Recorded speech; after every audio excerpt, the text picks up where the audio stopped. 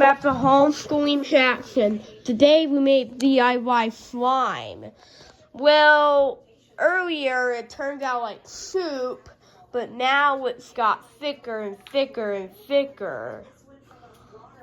The slime is supposed to be red and we don't need this. Slime. Let me get this off. What? The slime right here was not meant to be put down the drain of the sink. And that's camp. I got this in my hand earlier.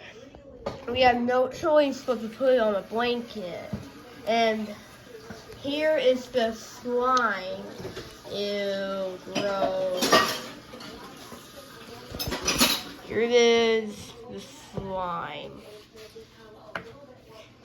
Scanning over all the instructions, but make sure to subscribe to Homeschooling Jackson so you won't miss any more of those videos. Bye!